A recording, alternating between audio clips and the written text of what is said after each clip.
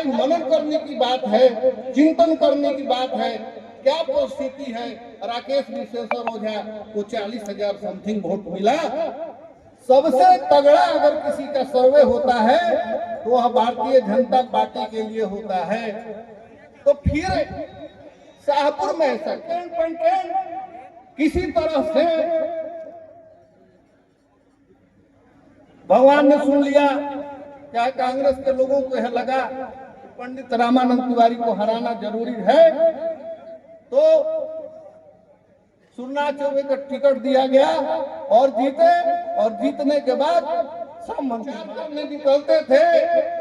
RJD का इतना दहशत था कि यह कहता था लोग कि आज तो लोग बात गई, काल जेल तो पिटा। भारतीय जनता पार्टी का नेता किसी दल के नेताओं के साथ आंख में आंख डालने का काम करके बात करने का काम किए। उसका देन था मात्र विशेषर हो जाए। अपने स्वार्थ के लिए कुछ लोग इस बात को नहीं मान रहे।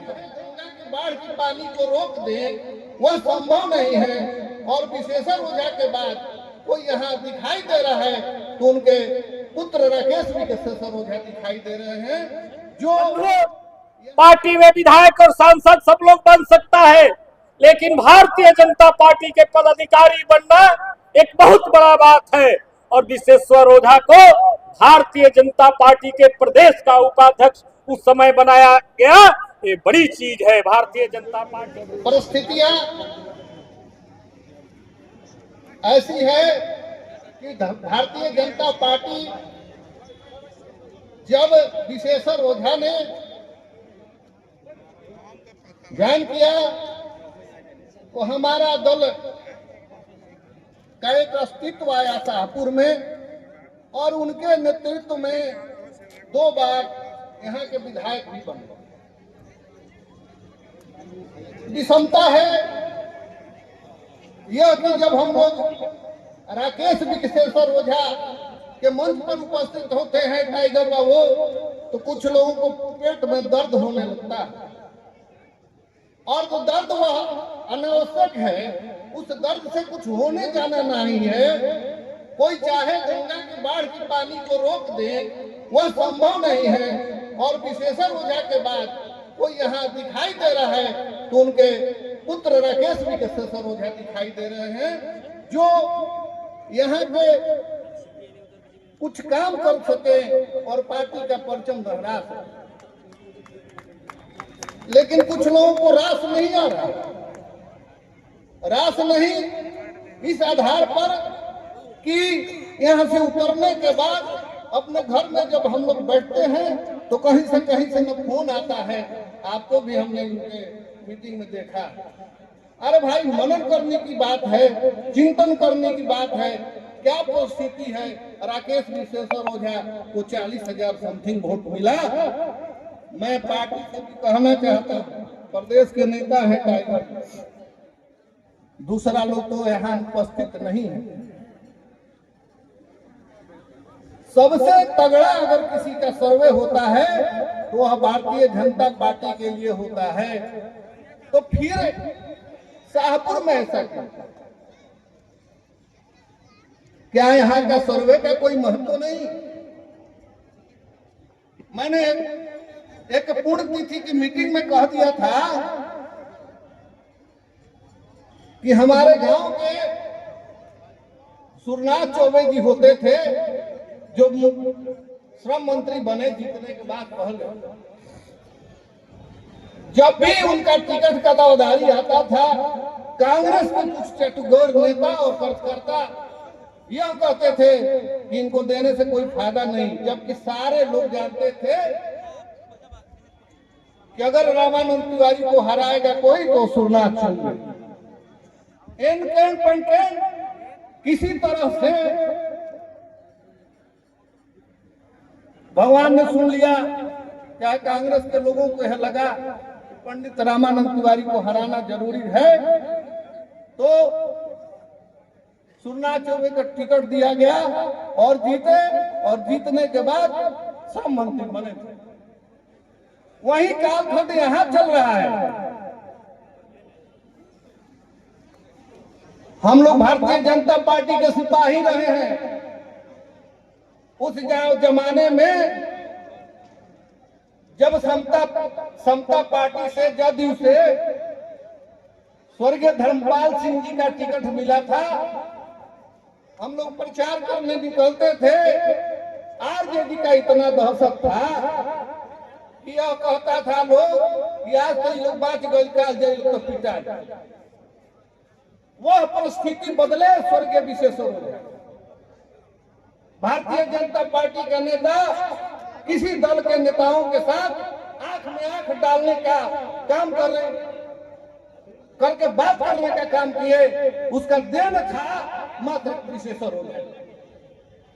इस बात को इनकार नहीं किया जा सकता है, लेकिन अपने स्वार्थ के लिए कुछ लोग इस बात को नहीं मान रहे। वो चाहते हैं किसी तरह से मैं नेता बन जाऊं। मैं एक बात बता देना चाहता हूं, जब तक जनता का साथ किसी को नहीं मिलेगा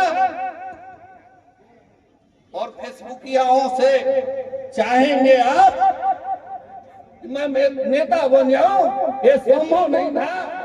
संभव एक ही नाम था, वह विशेश्वर ओझा, और वह विशेश्वर ओझा का कोई रूप दिखाई दे रहा है तो राकेश विशेश्वर ओझा। इस बात को मैं दंगे के चोट पर कहता हूँ, अन्यथा उनका नोटिया गुम हो जाएगा। मुझे बोलने का मौका मिला, मैं कुछ ही शब्दों में कुछ बात रख देना चाहता हूँ। इसलिए दोस्तों, भारतीय जनता पार्टी को भी सोचना चाहिए कि यहाँ आने वाले विधानसभा में वैसे प्रत्याशी दे जो आरजेडी को शिकस्त दे, अन्यथा फिर भारतीय जनता पार्टी का लोटिया डूब जाएगा। इसको रोकने नहीं कोई रोक नहीं पाएगा। इन्हीं चंद शब्दों के साथ मैं अपने वाणी को विराम देता हूँ। वीर विशेश्वर ओझा अमर रहे, वीर विशेश्वर ओझा अमर रहे। पार्टी में विधायक और सांसद सब लोग बन सकता है, लेकिन भारतीय जनता पार्टी के पदाधिकारी बनना एक बहुत बड़ा बात है। और विशेश्वर ओझा को भारतीय जनता पार्टी के प्रदेश का उपाध्यक्ष उस समय बनाया गया, ये बड़ी चीज है भारतीय जनता पार्टी और विशेश्वर ओझा जी के लिए। संगठन में पद बहुत बड़ा चीज होता है हमारे यहाँ, आप सभी जानते हैं। पार्टी के प्रदेश के अध्यक्ष, जिला के अध्यक्ष को भी कोई बनता है, उसका बड़ा पद भी होता है। और उस विशेश्वर ओझा जी ने प्रदेश उपाध्यक्ष जब बने, उस समय भारतीय जनता पार्टी को प्रदेश में एक नई पहचान दिलाने का उन्होंने काम किया। मैं आज आप लोगों के माध्यम से, यहाँ के जनता जनार्दन के माध्यम से मैं आश्वस्त करना चाहता हूँ कि दल की निष्ठा के साथ आज उनके लड़के खड़ा है राकेश ओझा जी। दल की ऊंचाई को आप भी अपने पिता के रास्ते पर चलकर भारतीय जनता पार्टी के कार्यकर्ता होने के नाते आप पार्टी को स्थापित करने का काम करिए। यही सच्ची श्रद्धांजलि होगा। आज सभी जिले के बक्सर से लेकर शाहबाद के कई लोग उनके परिचित हैं, और हम यह विश्वास दिलाना चाहता हूं कि आप विशेश्वर ओझा जी के जो काम अधूरे छूट गए हैं, आप उसको पूरा करने के लिए दिन रात यहाँ मेहनत भी करते हैं। उनके संबंधों को आप निभाने का भी काम करते हैं। प्रदेश के कहीं भी उनका अगर आज संबंध है तो उसको आज राकेश ओझा जी निभाने का काम कर रहे हैं। आज मैं इस अवसर पर अपने तरफ से वीर विशेश्वर ओझा जी को श्रद्धा सुमन अर्पित करता हूं। जय हिंद, जय भारत, वंदे मातरम।